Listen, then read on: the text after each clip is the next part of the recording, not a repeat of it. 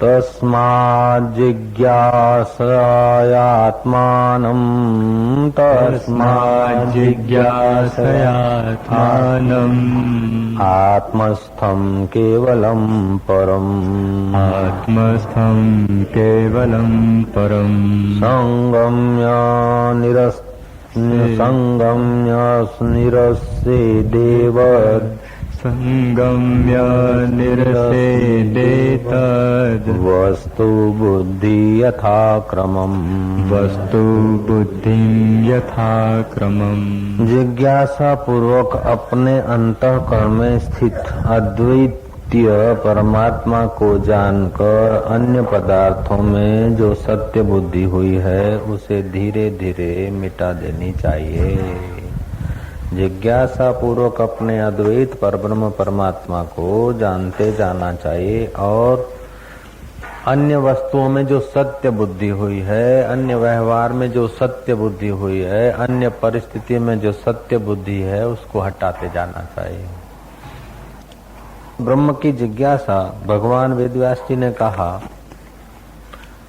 अथातो ब्रह्म जिज्ञासा, ब्रह्म सूत्र में लिखा तुम्हें कुछ जानना है तो उस ब्रह्म को जानो, जिसको जानने से फिर कुछ जानना बाकी नहीं बचता, जिसको पाने से कुछ पाना बाकी नहीं रहता, और जिसमें स्थिर होने के बाद बड़े भारी दुख से भी आदमी चलित नहीं होता, ऐसा गीताकार ने भी कहा।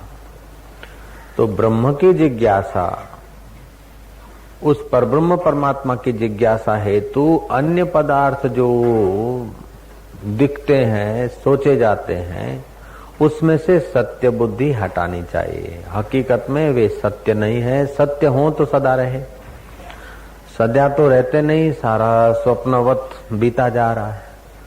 तो हम अंतर्यामी परमात्मा में क्यों नहीं ठहर पाते हैं कि हमें जगत सच्चा लगता है, परिस्थितियां सच्ची लगती है।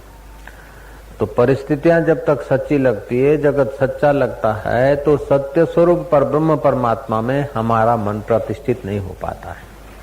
तो आज का श्लोक हमें समझाता है कि जिज्ञासा पूर्वक अपने अंतःकरण में स्थित अद्वितीय परमात्मा को जानकर, जिज्ञासा पूर्वक प्रयत्न पूर्वक जानने की इच्छा तीव्र रखें तभी।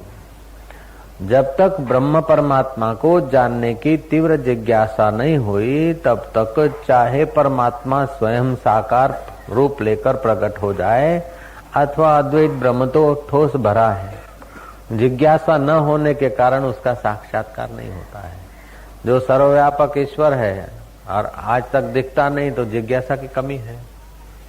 तो जिज्ञासा पूर्वक उस अद्वैत ब्रह्म को जानकर जगत की सत्यता की वासना को हटाते जाएं, एक एक करके हटाते जाएं। शिव जी ने कहा उमा कहूं मैं अनुभव अपना, सत्य हरि भजन जगत सब स्वप्ना। परमात्मा का भजन सत्य है, जगत स्वप्ना है। तो स्वप्ना जब चालू होता है तो स्वप्न की चीजें सच्ची लगती है, लेकिन स्वप्ने से हम जगते हैं तो स्वप्न की चीजें मिथ्या लगती है। पंचदशी कार ने कहा कि जिज्ञासु को प्रतिदिन नींद में से उठकर शांत भाव अपने मन से पूछना चाहिए कि कौन उठा। पता चलेगा कि चैतन्य तो ज्यों का त्यों है, शरीर जड़ है, तो मन तो उठा। जिस मन ने स्वप्न देखा है उस वक्त स्वप्ने को सत्य समझा है। तो जैसे स्वप्ने में से उठकर, रात्रि के नींद से उठकर, स्वप्ने से उठकर फिर इस जगत में आता है, तो जैसे स्वप्ने को स्वप्न समझ लेता है, ऐसे इस जगत को स्वप्न समझूंगा। इस जगत के स्वप्न तुल्य याद करना चाहिए।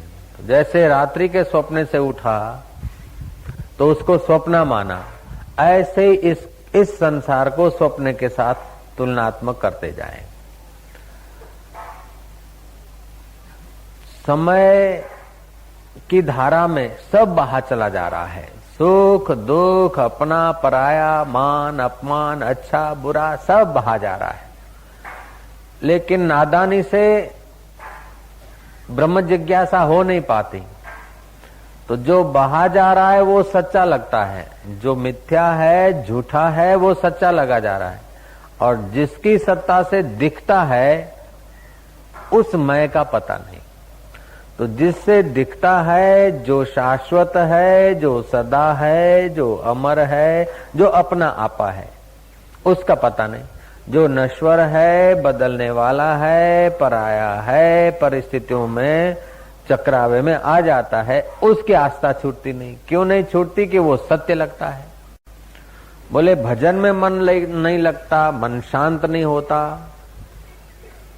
भजन में उसलिए मन नहीं लगता कि इस जगत को सच्चा माना है, मान अपमान को, यश अपयश को सच्चा माना है, सुख दुख को सच्चा माना है, संसार के परिस्थितियों को सच्चा माना है। हालांकि वो सच्ची है नहीं, लेकिन सत्यता ऐसी घुसी है कि बैठेंगे तो भी मन उन्हीं का चिंतन करेगा। जैसे स्वप्न देखा और आंख खुल गई तो स्वप्न की चीजों का मूल्य हट गया।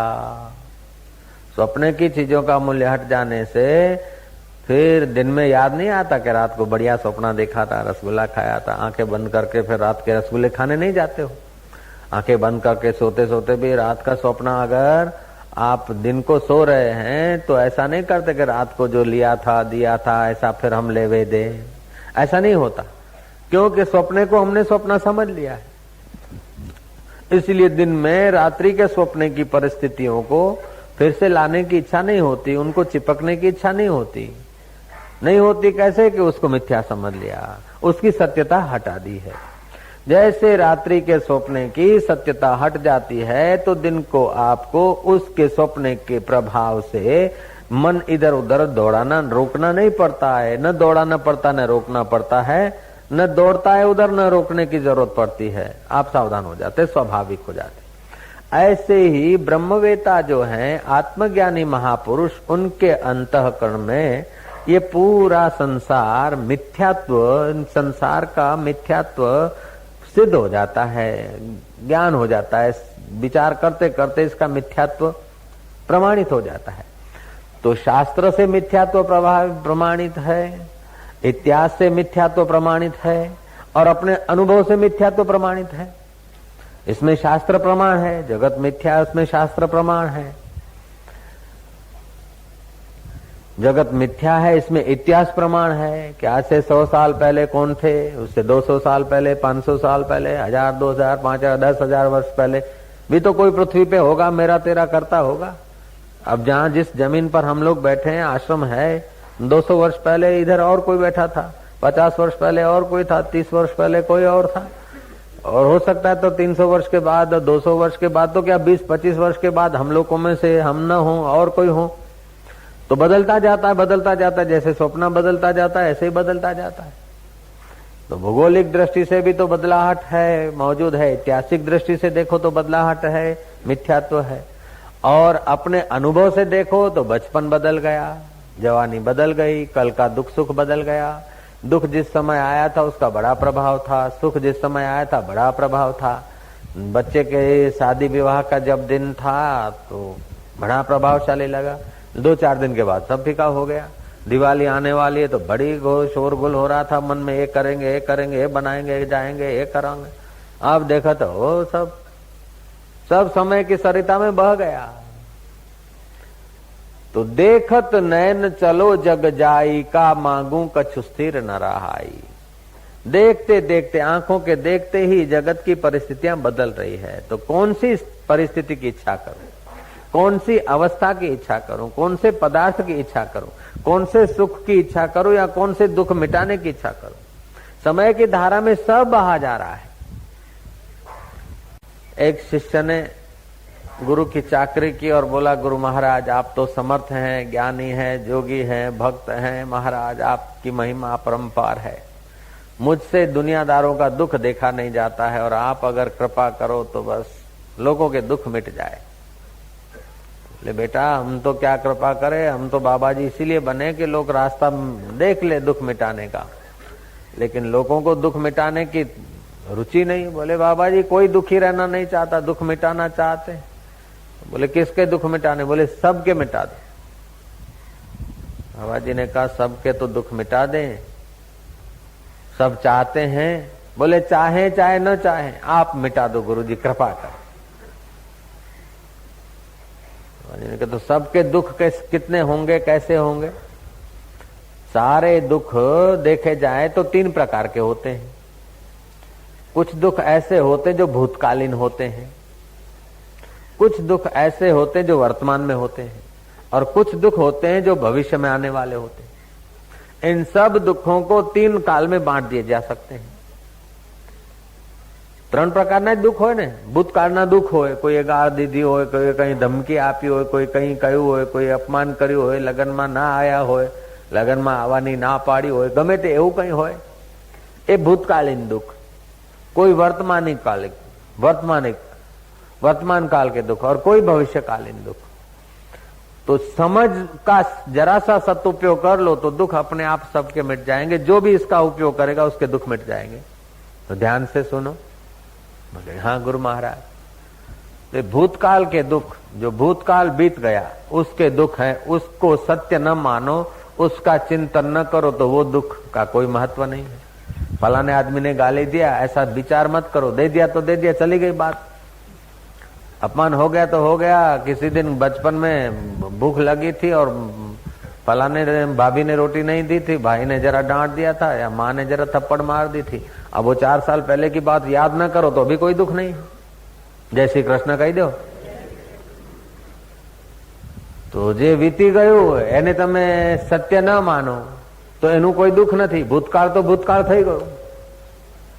હવે ભવિષ્યનું દુખ એ ભવિષ્ય આવ્યું જ નથી। ભવિષ્યના દુખના કોઈ ઠેકાણા નથી। તો અત્યારે આપણે વર્તમાનનું દુખ મટાડો એટલે ભૂત ને ભવિષ્ય ઉજ્જવળ થઈ જશે કે બાપજી ચલો વર્તમાનનું દુખ મટાડીએ।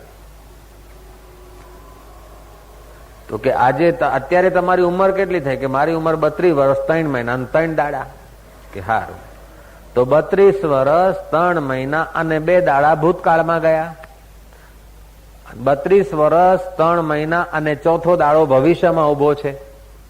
तो 32 वर्ष 3 महीना 2 दिन भूतकाल में है और चौथा दिन भविष्य में है, तो तीसरा दिन है वर्तमान। तो आज का दिन वर्तमान है। आज का वर्तमान दिन है तो अभी दिन का 1 बजा है। 1:02 हुए हैं। तो 1:01 तो भूतकाल में सरक गया और 1:03 भविष्य में खड़ा है। तो 1:02 के दुख मिटाने की बात करो। जय श्री कृष्ण। 1:02 जो चल रही उसके दुख मिटाओ। उसमें दूसरी मिनट में 30 सेकंड तो भूतकाल में गुजर गए और 25 सेकंड बाकी के भविष्य में खड़े हैं। बाकी के 5 सेकंड का ख्याल करो। 5 में से 3 तो भूतकाल में है और महाराज 1 भविष्य में गया। और बाकी वर्तमान सेकंड का ध्यान रखो और तुम्हारे देखते देखते सेकंड बीतती है। ऐसे ही दुख सुख बहे जा रहे। खाम खा मैं दुखी हूँ, मैं चिंतित हूँ, मेरा क्या होगा। तू मैं को जानता नहीं है। जयराम जी की। अपनी असली मैं को जानता नहीं है, इसलिए मिथ्या शरीर को, मिथ्या व्यवहार को, मिथ्या सुख दुख को सच्चा मानकर दुख बना लेता है। दुख है नहीं, ऐसी मान्यता है हो गई कि ये करूं तब सुखी, इतना करूं तब सुखी, यहाँ जाऊं तब सुखी। लेकिन अपने को जानूंगा तब सुखी होऊंगा, दूसरा कोई उपाय नहीं। तो अपने स्वरूप को जानने की जिज्ञासा होनी चाहिए। अथा तो ब्रह्म जिज्ञासा, वेद व्यास जी ने कहा। यहाँ भागवतकार कहते हैं कि जिज्ञासा पूर्वक अपने अंतःकरण में स्थित अद्वैत परमात्मा को जानकर अन्य पदार्थों में से सत्यता हटा ले। अद्वैत परमात्मा माना 2 नहीं है, द्वैत नहीं है। देखने के रूप अनेक है, देखने वाला एक है। सुनने के शब्द अनेक है, सुनने वाला एक है। चखने के स्वाद अनेक है, लेकिन दृष्टा एक है। मन के संकल्प विकल्प अनेक है, लेकिन उसका दृष्टा एक है। बुद्धि के निर्णय अनेक है, लेकिन उसका दृष्टा एक है। स्वप्ने अनेक, लेकिन स्वप्ने का दृष्टा एक। जिसने 4 साल पहले स्वप्न देखा उसी ने 4 दिन पहले स्वप्न देखा और उसी ने 4 घंटे पहले स्वप्न देखा। तो स्वप्ने बदल गए, स्वप्ने बदले हुए थे और स्वप्ने का समय बदल गया, स्वप्ने बदल गए, स्वप्ने के वक्त के दुख सुख बदल गए, लेकिन उसको देखने वाला एक का एक। तो वो एक अद्वितीय जो ब्रह्म है वो मैं आत्मा हूँ, एक हूँ, अद्वितीय हूँ, आत्मा हूँ। जब तक ऐसा अद्वितीय ज्ञान नहीं हुआ तब तक भय बना रहेगा, चिंता बनी रहेगी, भय करवटें बदलता रहेगा, भय जगहें बदलता रहेगा, भय जाएगा नहीं। जब तक ये आत्मज्ञान नहीं हुआ तब तक दुख और भय जड़मूल से नहीं जाएंगे। ये जगह बदलते रहेंगे, अवस्थाएं बदलते रहेंगे, लेकिन मौजूद रहेंगे। एक थे जुन्नेद मियां, उसको भय लगता था कि यहाँ कब्रिस्तान से मुझे गुजरना पड़ता, और मैंने सुना है कि बावलिया भूत रहता है यहाँ इमली में। और बाबा जी मुझे बहुत डर लगता है। मैं तो बाबा जी आपको मानता हूँ, आसाराम जी महाराज मैं आपको मानता हूँ, खुदा कसम खा के बोलता हूँ, लेकिन हमारे वाले इधर आने में जरा हमारी मस्करी करेंगे, इसलिए मैं बुधवार इतवार के सिवा आता हूँ, चुपके से आता हूँ। ठीक है, आ गए तो ठीक है, तो क्या बात है? बोले बाबा जी मुझे डर बहुत लगता है, हम जहां से जाता हूँ बड़ी इमली है और पास में कब्रिस्तान है हमारे गांव के, और महाराज मुझे भूत का बड़ा डर लगता है। बाबा जी ने क्या करा कि बोले भूत का डर लगता है तो भूत को भगाने में मेरे पास वीआईपी कोटा का मंत्र है, तो चिंता मत कर। बाबा जी ने कागज में एक मंत्र जरा विधि विधान से लिखा, कुमकुम छट दिया, तिलक कर दिया, ताबीज में डाल दिया। उसको ये महत्वपूर्ण लगे ऐसा बाबा जी ने थोड़ा नाटक कर दिया, और वो कागज का टुकड़ा उल्टत देव पलटत काया, उतरा बच्चा गुरु ने बुलाया, देव सच नाम आदेश, गुरु का मंत्र साचा, फुरो वाचा ईश्वरी वाचा, पिंड काचा, छू फू जो कुछ होता है टूना फूना सब कर दिया, और तावीज में डाल दिया। कागज तावीज में डाल दिया और बोला कि देख जुनेद मियां, इसको तो अगरबत्ती करना, गूगल का धूप करना, हो जाए तो चंदन का कभी टिल्ला कर देना, और इस तावीज को गले में बांध देना। ये तावीज बंधा रहेगा तो भूत तो क्या, जिन्न क्या, भूत प्रेत तो क्या, ब्रह्म राक्षस भी तेरा पीछा नहीं कर सकता। ऐसा है, अला बांधू, बला बांधू, जल बांधू, थल बांधू, तेज बांधू, पृथ्वी बांधू, आकाश बांधू, पाताल बांधू, ये एकदम ऐसा बस वीआईपी कोटा का मंत्र है। उसके मन में आस्था हो गई। बाबा जी ने जैसा बताया ऐसी विधि घर जाकर करके महाराज उसने गले में पहन लिया। गले में पहन लिया, देखा कि जाऊं अब तो भूत मेरा कुछ बिगाड़ेगा तो नहीं। दोपहर के समय गया, तावीज पास में है, देखा कि अपना कुछ नहीं बिगड़ा, तावीज अपने पास। कभी शाम के समय जाता है, कभी फिर धीरे धीरे रात्रि को भी गुजरने लगा, लेकिन उसको तसल्ली होती गई कि तावीज मेरे पास है, अब अपना कुछ नहीं बिगड़ सकता। एक दिन रात को 12 बजे भी घर चला आया, फिर भी कुछ नहीं बिगड़ा। उसको तसल्ली हो गई कि तावीज मेरे पास है तो मेरा भूत प्रेत कोई कुछ बिगाड़ नहीं सकता। लेकिन महाराज रात जब सोता था ने तो कभी कभी हाथ तावीज पे रखता था, कोई निकाल न ले। स्नान करता था तो भी तावीज कोई चुरा न ले न जाए। किसी से बात करे तो बार बार हाथ तावीज पे चला जाता, क्योंकि बड़ी कीमती चीज है, इसी से जीता हूं। तो एक भूत का भय गया तो दूसरा तावीज न चला जाए, उसका भय घुसा गया।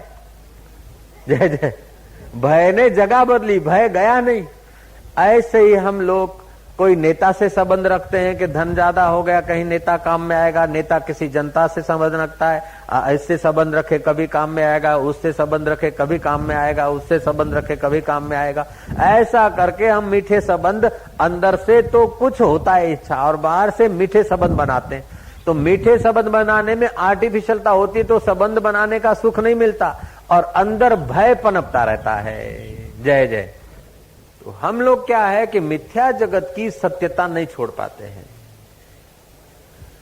बहुत पसारा मत करो कर थोड़े की आश, बहुत पसारा जिन किया वे भी गए निराश। जिस देह पर भरोसा नहीं है उसमें इतनी आस्था है। उसमें इतनी आस्था क्यों है कि जगत को सच्चा मानते, देह को सच्चा मानते और जो वास्तविक सत्य है उसका पता नहीं।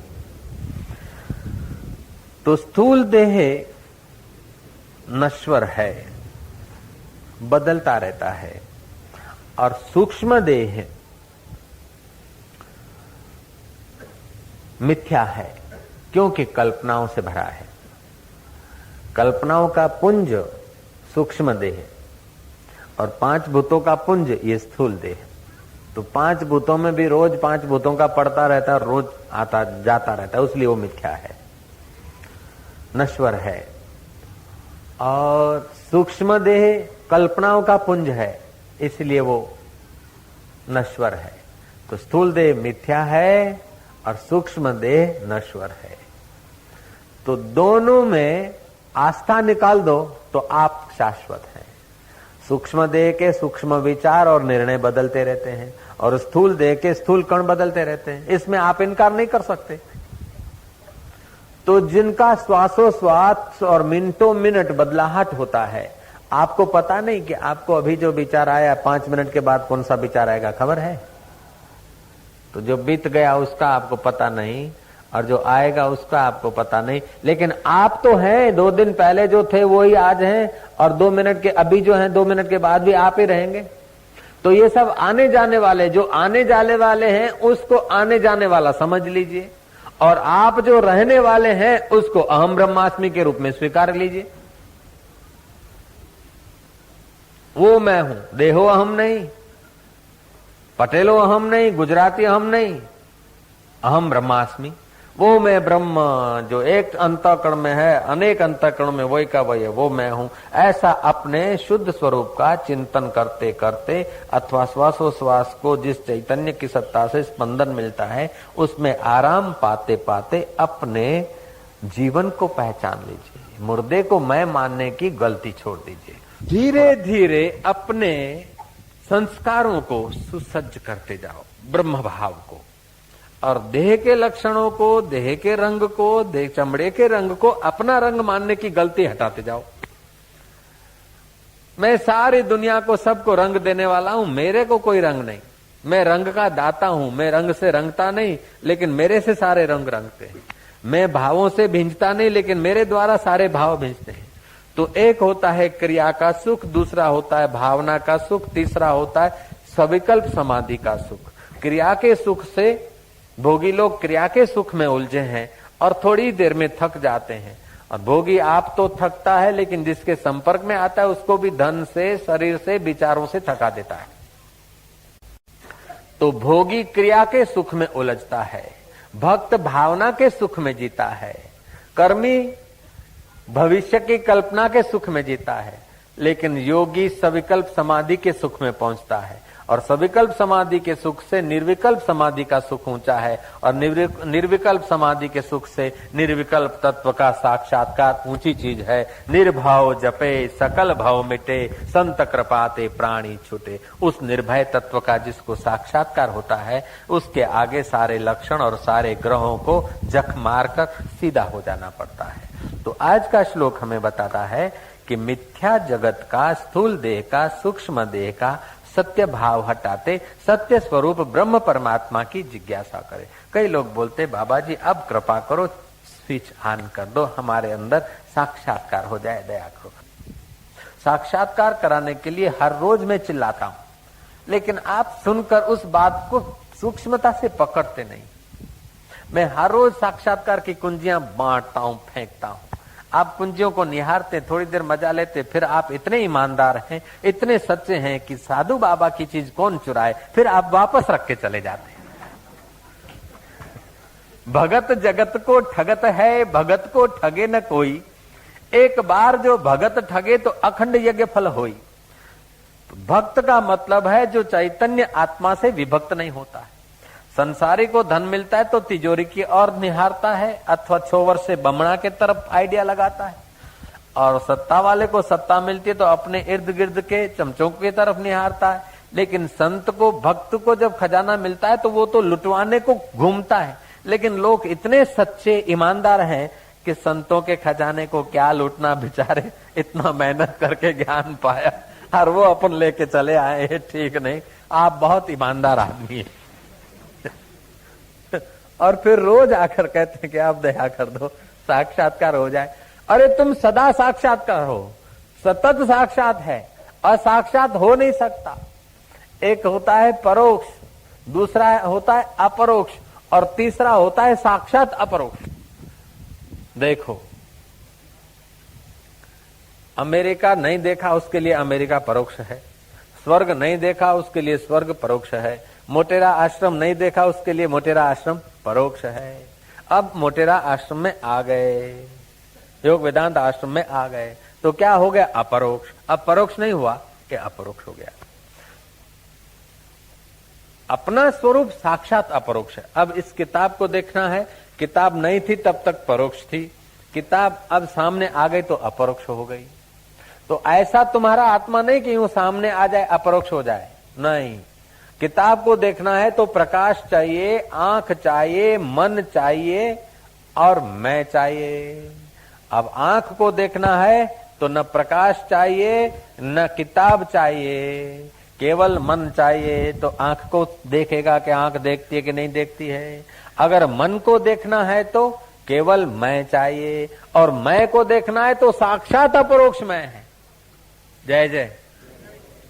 वो साक्षात अपरोक्ष है, उसको हम नहीं देख पाते। उसका मतलब यह है कि जो सदा साक्षात अपरोक्ष है उसमें स्थिति नहीं होती। इसका कारण है स्थूल देह को मैं मानने की गलती है, सूक्ष्म शरीर के विचारों को मेरा विचार मानने की गलती है। तो आज का श्रीमद् भागवत के 11वें स्कंद का 10वें अध्याय का 11वां श्लोक कह रहा है कि जिस जिस जिज्ञासा पूर्वक अपने अंतःकरण में स्थित अद्वितीय परमात्मा को जानकर अन्य पदार्थों में जो सत्य बुद्धि हुई है उसे धीरे धीरे मिटाते जाना चाहिए। बहुत पसारा मत करो कर थोड़े की आश, बहुत पसारा जिन किया वे भी गए निराश। हाड बड़ा हरि भजन कर, द्रव्य बड़ा कछु दे, अकल बड़ी उपकार कर, जीवन का फल ए। दूसरे का उपकार करो चाहे न करो, कम से कम अपना उपकार तो करो। अकल बड़ी है तो अपने सत्य स्वरूप को जानो और मिथ्या स्वरूप का जो थोपा हुआ है पड़ उसको हटाओ। होता प्रकृति में है, होता 5 भूतों में है, लेकिन हमने के छोकरे को बड़ा किया, लड़की को शादी कराया, लड़के को शादी कराया, बहू को गहने दिलवाए, बेटे को ये कर दिया वो कर दिया, और मैं को तो जानता नहीं। अब तू क्या कर रहा है तेरे को पता नहीं। कोई न कोई एक बात लेकर हम चल पड़ते, जीवन पूरा घिस डालते। स्कूल करेंगे तो स्कूल और करो, नेतागिरी करेंगे तो और नेतागिरी करो, दुकान करेंगे तो और एक दुकान करो और दूसरी दुकान करो, बच्चे करेंगे तो एक बच्चा दूसरा बच्चा और बच्चे करो, मकान बनाएंगे तो और बड़ा बनाओ और बढ़ाओ, गहने लाएंगे तो और लाओ। उसमें एक जो पकड़ लेते ने पूछड़ा, उसी को बस जीवन का ध्येय बना लेते। हमने स्कूल खोला है बाबा जी, आपकी दया से अच्छी चलती है, अब और दया करो, कॉलेज बनाए, अच्छा कॉलेज बन गया, अब दया करो दूसरी कॉलेज बनाओ, ठीक है, दूसरी हॉस्पिटल बनाओ, लेकिन तुम कौन हो इसके भी थोड़ा ख्याल करो लाला। ये सब बनाओ, अच्छा है, ठीक है, लेकिन कई बना कर चले गए, कई कर करके चले गए। आप जिससे किया जाता है उसमें जरा आराम पाने का थोड़ा मौका लो। जिससे बनाया जाता है उस विधाता को, जीवनदाता को देख लो, नहीं तो मृत्यु से बचने के लिए कोई साधन काम नहीं देगा।